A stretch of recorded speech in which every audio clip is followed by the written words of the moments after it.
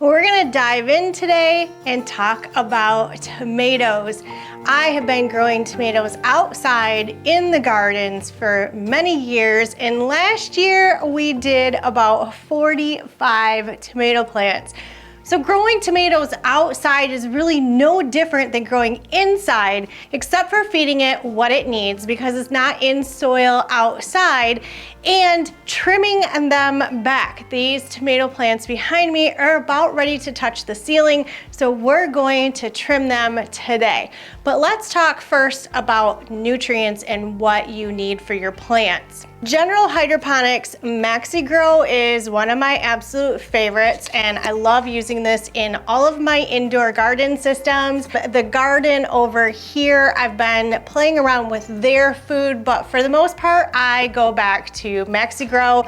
It's a very inexpensive, good product, and you can buy these 2.5 pound bags and just always have them on hand. If you're growing tomatoes, once you start to see the little blooms and the flowers, then you can switch to a Maxi Bloom.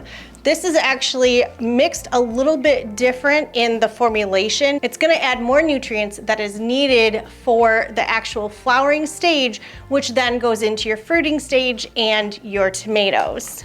Now, tomatoes are really picky when it comes to the pH of either the soil or the water, whether you're doing it outside or inside. You wanna watch the acidity or the alkaline levels in your soil or your water. And to do that, you can use something called pH Down. This is also by General Hydroponics, and they have another one called pH Up, which is back in that cabinet in case I ever need it. And this is gonna help adjust your water. Some of you ask me about my water, and I've said this before, I use well water. I also have a water softener. We don't have the water softener on all the time, but yes, that is salts in my water. But as you can see, nothing seems to care about that. So I don't really care about it. It seems to be working fine. So whatever water you have, as long as you can balance everything out, you should be fine. The pH for your tomato plants should be around 5.5 on your low end, up to 6.5 on a high end. Tomatoes can handle a little bit higher pH than your lettuces, which would be more about 5.8 to 6.2.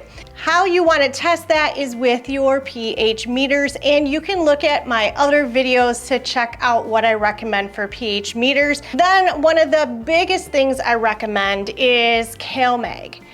Kale Mag is a calcium, magnesium, and iron supplement. This is really going to help with the tomatoes and the tomato plants. It is definitely something that they need. They need the calcium to help produce the tomato and take it into a really nice red tomato, and to help it not go into a tomato rot. If you have anything that is out of balance, it won't grow like it's supposed to. It might not flower, or you'll get flowers and they'll fall off. So keeping a good balance of your calcium, your foods, and your pH is very important when it comes to tomatoes.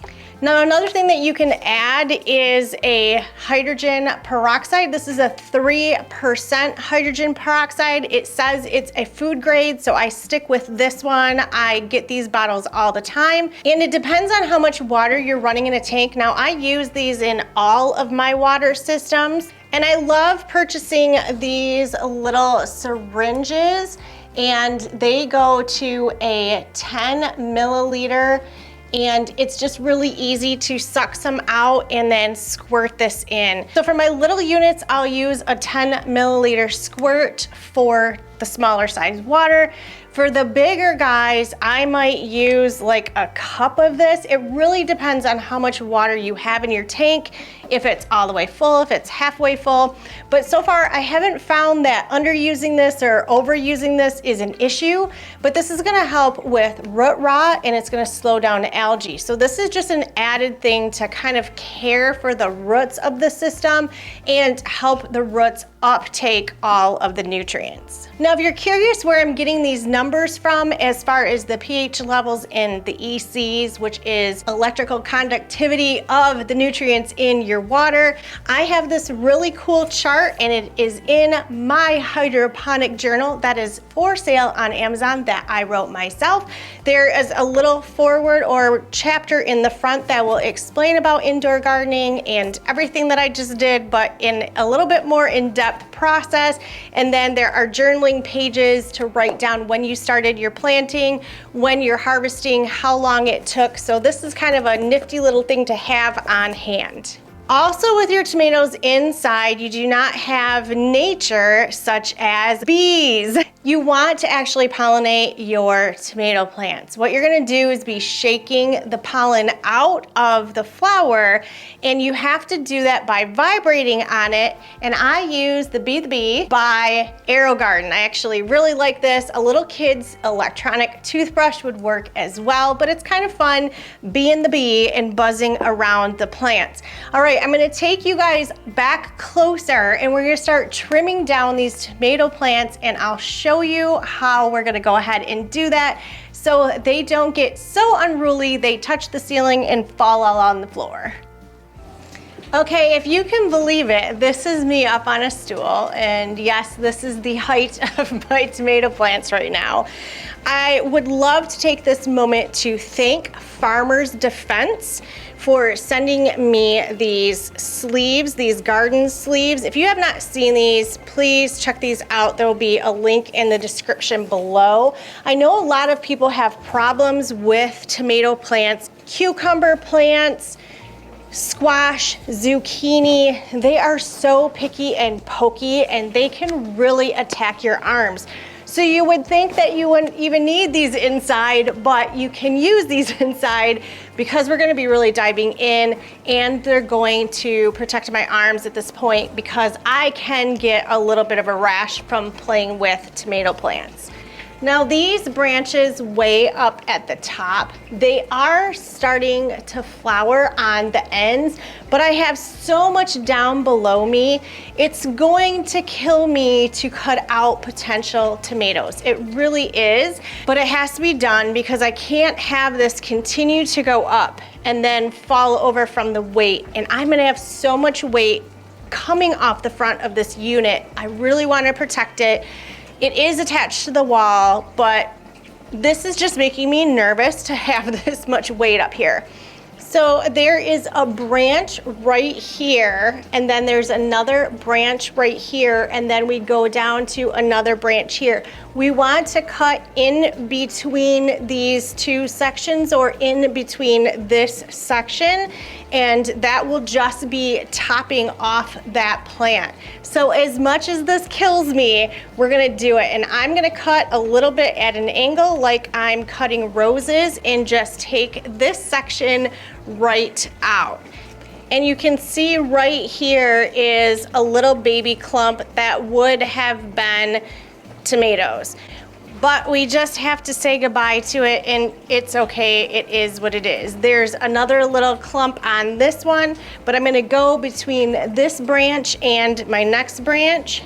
I'm gonna cut right at an angle, and I'm gonna take this off. I know it probably hurts you as much as it does me. Here's another big one, and we've got some tomato coming up at the top, but I'm still gonna go between these two branches, clip it at an angle, and top it right off. I just cannot have this growing so far up at the ceiling, even though there is potential for tomatoes up here.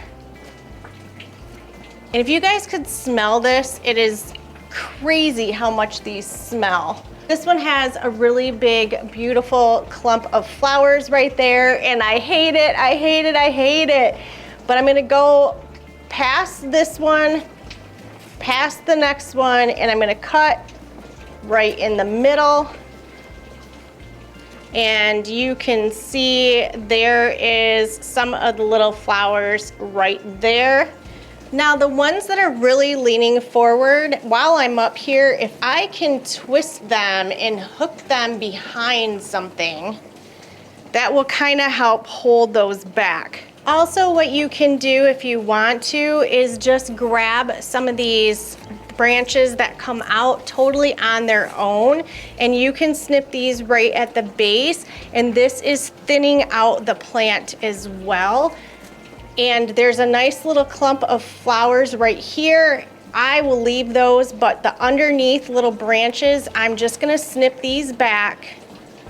Now, a really nice little trick is when you're digging in here, if you end up finding a clump of tomatoes, which I do have deep down inside, I'm wrapping those and twisting those with a red twist tie. That means when I'm digging in here and I'm trying to trim something out, I'm gonna make sure that I'm not cutting at that point. I would only cut above that, never cut below my twist ties. So my twist ties have been pretty helpful. Now, if you want to actually string up or tie up some of your tomatoes, the twist ties might not be strong enough to help you with that. So you can get this, and it is a twine that you would use if you were wrapping like a little Cornish hen or a turkey for Thanksgiving. It is just a cooking twine. And then you can grab some of these branches and lightly hook this around. Find yourself another solid section. And again, this is where these gloves or these arm sleeves come in handy. So I'm going to tie this section and make a little knot. Now you can see this one is topped off nice, and this one is still growing rogue. So I'm gonna go ahead and trim that one back as well. Oh, you guys, it kills me. It really does, but we're just gonna do it.